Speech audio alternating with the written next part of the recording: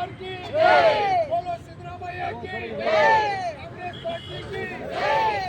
ಬಿಹಾರಿನ ಮುಖ್ಯಮಂತ್ರಿ ನಿತೀಶ್ ಕುಮಾರಿಗೆ ಬಿಹಾರಿನ ಮುಖ್ಯಮಂತ್ರಿ ನಿತೀಶ್ ಕುಮಾರಿಗೆ ತಾರೀಕು ಬುಧವಾರ ಜಿಲ್ಲಾ ಕಾಂಗ್ರೆಸ್ ಸಮಿತಿ ಅಲ್ಪಸಂಖ್ಯಾತರ ವಿಭಾಗದ ನಾನು ಅಧ್ಯಕ್ಷ ಆಗಿದ್ದೀನಿ, ಸೈಯದ್ ವಾಹಿದ್ ಅಡ್ಡು. ನಾವು ಇವತ್ತು ಪ್ರತಿಭಟನೆ ಮಾಡೋದು ಕಾರಣ ಏನಂದರೆ, ಈಗ NDA ಸರ್ಕಾರ ಬಂದ ಮೇಲೆ ಏನು NDA ಸರ್ಕಾರದಲ್ಲಿ ನಿತೀಶ್ ಕುಮಾರ್ ಪಾಲುದಾರಾಗಿದ್ದಾರೆ. ಈ ಹಿಂದೆ ಈ ರೀತಿ ಅವರು ಮಾತಾಡ್ತಾ ಇರಲಿಲ್ಲ.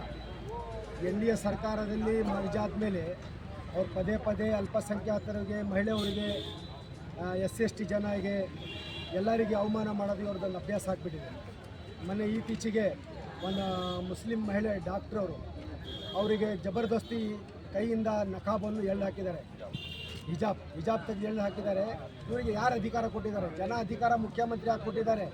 ಅವ್ರಿಗೆ ಹಿಜಾಬ್ ತೆಗೆಯೋದು ಯಾರಂತ ನಮಗೆ ಅರ್ಥ ಆಗ್ತಾಯಿಲ್ಲ. ಇವ್ರು ಯಾರನ್ನಾರ ಮಕ್ಕಳ ಮೇಲೆ, ಇವ್ರ ಮಗಳ ಮೇಲೆ ಯಾರನ್ನಾರ ವೇಲ್ಗಿಲ್ ಯಾರನ್ನಾರ ಹೇಳ್ಕೊಂಡು ಹಾಕಿದ್ರೆ ಏನಾಗುತ್ತೆ? ಅವರಿಗೆ ಕತೆ ಏನಾಗುತ್ತೆ? ಅವ್ರಿಗೆ ಯಾವ ರೀತಿ ಬೇಜಾರಾಗೋದು? ಈ ಸಮಾಜಕ್ಕೆ ಇದು ಅವಮಾನ ಆಗಿದೆ. ಬರೀ ಮುಸ್ಲಿಂ ಸಮಾಜಕ್ಕಲ್ಲ, ಇದು ಇಡೀ ಮಹಿಳಾ ಸಮಾಜಕ್ಕೆ ಅವಮಾನ ಆಗಿದೆ, ಇಡೀ ದೇಶಕ್ಕೆ ಅವಮಾನ ಆಗಿದೆ.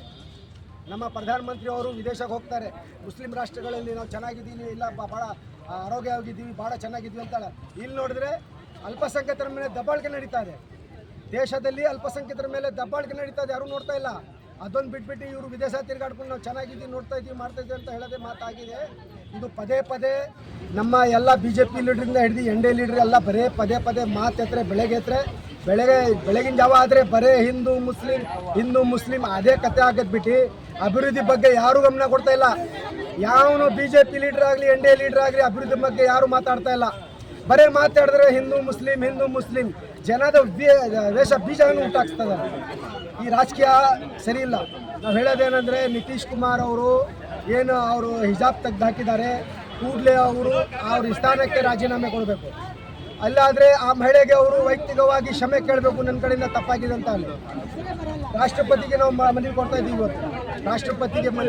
ಅವ್ರು ವಜಾ ಮಾಡಿಸಿ ಮತ್ತು ಆ ಮಹಿಳೆಗೆ ಕ್ಷಮೆ ಕೇಳಬೇಕಂತ ನಾನು ಕೂತ್ಕೊಂತೀನಿ.